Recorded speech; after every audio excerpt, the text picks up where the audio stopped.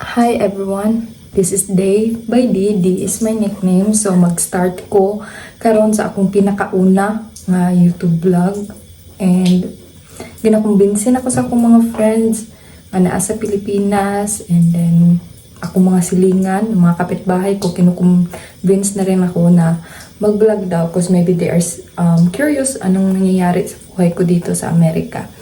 So, I don't know how to start, kung paano ko sisimulan. But as of now, I have 67 subscribers. So, bear with me kung anong result nitong aking unang vlog.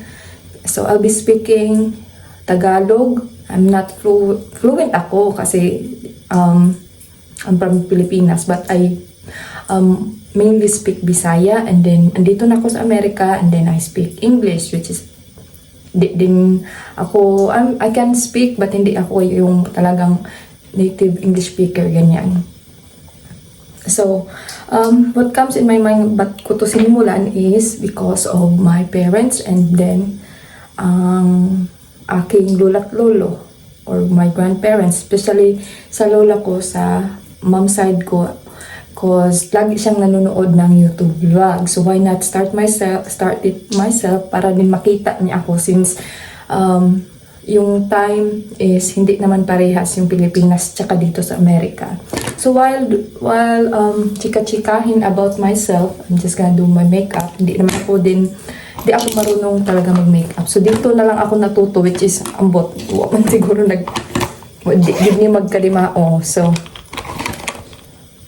akong dagnay, yung nickname ko is D. So, I'm gonna start sa ako ang butang sa akong face. So, ako ay 28 or 28 taong gulang. Lumaki at nidako sa Agusan del Norte. For those of you nga wala katuod asan adapit, it's north of Mindanao. So, Bisayang dako jud. Nakangadto ko sa Manila siguro ikaduha ka beses. 2 beses ako nakapunta ng Manila. Nung yung una is 2016 nung nag-visit ako sa kapatid ng mama ko. Nagbakasyon lang ng maybe 6 months, mga ganyan. Then umuwi lang din agad. So after that, nung balik ko doon sa Manila is, yung balik ko na is 2024. 2024 ba yun? Oo, 2024 January kasi nag-medical ako sa visa ko dito papuntang Amerika. So paano ako nakapunta ng Amerika? Nakapunta ako by, so this is what I'm using, a CeraVe or Cerav, ano bang tawag niyo dyan? By a fiancé visa. So yung asawa ko is puti. So, I'm married for almost 2 years now. So, dito na rin yung residency ko. And then, magto 2 years na ako actually this month. Anniversary ko dito sa stay sa Amerika or pagtira. Kalisod ba na magtagalog pero kaya natin po. And then,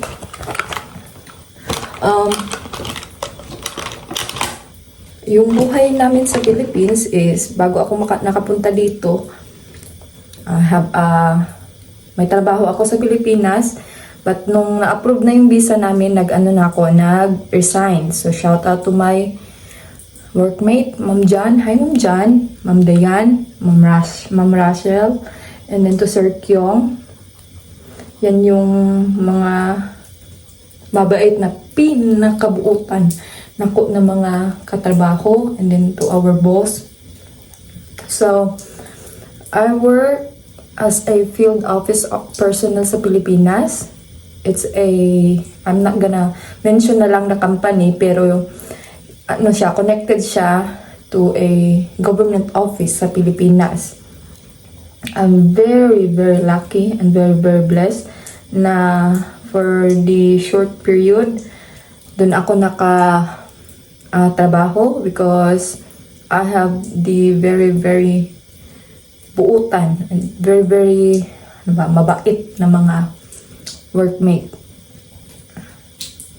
So, my contract was supposed to be 6 months pero hindi ko na natapos kasi nga approved na yung visa ko. Hindi naman pwede na tapos hindi naman pwede na ano ba yan? Yung parang i-delay sa nako ang visa kay importante man jud siya. So, for pag ko nagtrabaho sa Pilipinas, before ako nag-work before ako nag-work, napag-usapan na namin ng boyfriend ko at that time, which is asawa ko na ngayon, na kung ma-approve man gani ko, which is na-approve jud ko kay we were not expecting man good na ma-approve, which is nag-expect me na approve it but we thought it's longer pa. So na-approve among visa. So pagka-approve, there's no question. Then sa follow jud ko sa among gisabutan na magkuan gyud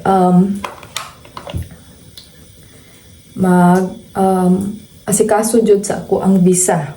So my contract is supposed to be 6 months pero wala na nako siya nahuman kay ni-resign nako. So I message my team leader to shout out to sir. So I'm sorry guys kay naputol. Nag-change ko og cellphone. So oo, cellphone ra tuod ako ang gamit. Cellphone lang yung ginagamit ko, which is I hope na klaro raman sab or malinaw lang yung mga videos ko. So it doesn't need to be like mahal ka ayo imuhang saan naman ako may kapoy. Mahal kayo ang imuhang mga gamit pag start kay basta maayo lang imong lightning. It doesn't need to be iPhone gani, basta okay ra ang Android, basta maayo lang ang imuhang lightning. Tapos istorya lang jud ka sa camera, di ba? Tapos asa nagita to? So mao to, nagtrabaho ko o nya nananggit ko sa amo ang pinaka-boss nga gistorya sa nako akong suod na ma'am, si Ma'am Jan. Ako Ma'am Jan, na-approve na ang amo ang visa, so kailangan na jud ko mag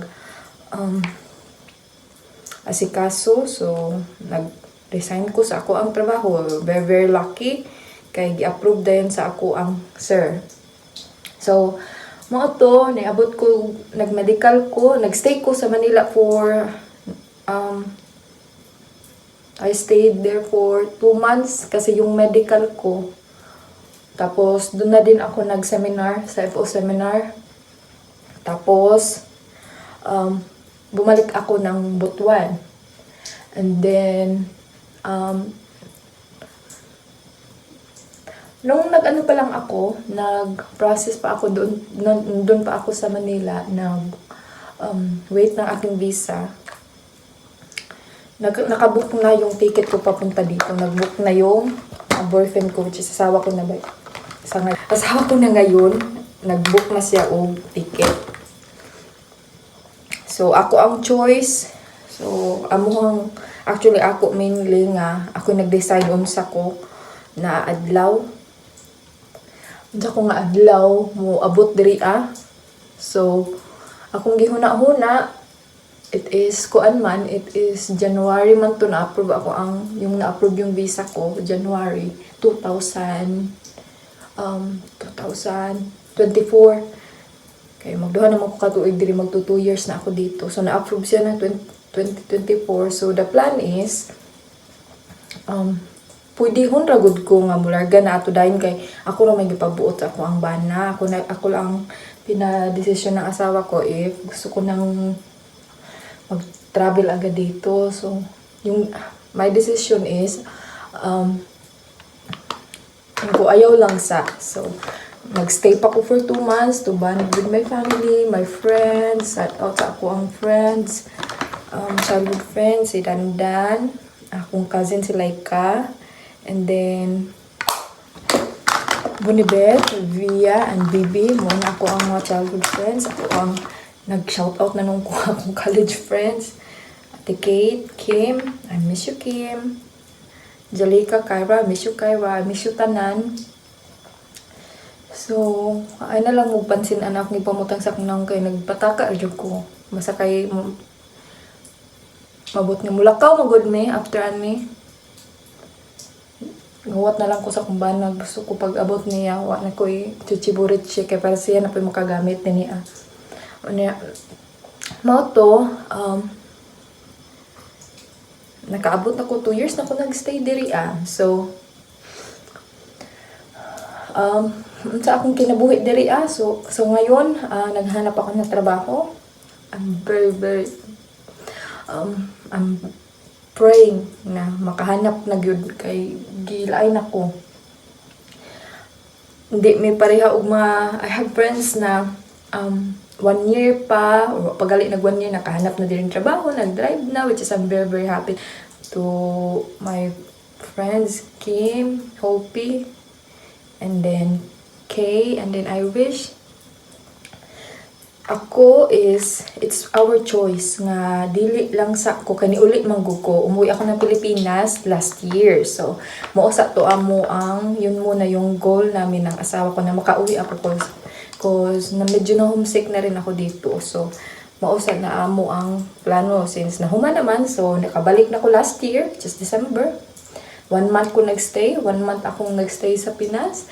And then, ngayon is nag-job hunting na, and then very blessed na nakapasa ako sa aking permit exam pa sa driving. So, ano naman to akong tuan So, ayun, ako'y kuan. I have Facebook page. Ako ra nang i-link dire sa ubos kung gusto mo. And then, please, kung gatanaw magali mo ani, comment below kung angay pa ba ko mapadayon ani bisag mag-upag. Which is magpadayon mo jud ko, which is pero comment lang mo sa pa inyong gustong mabalaan about nako. And also di ay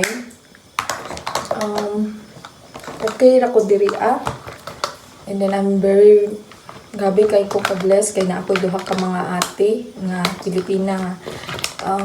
Kung wala siguro sila nga buang na ko diri tungod sa kamingaw.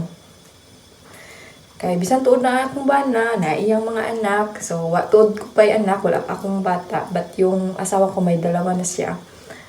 Kung wala siguro sila, kung wala sila dito, siguro nabuang na ko kay tungod sa kamingaw, which is happy kay ko kay naa sila. So,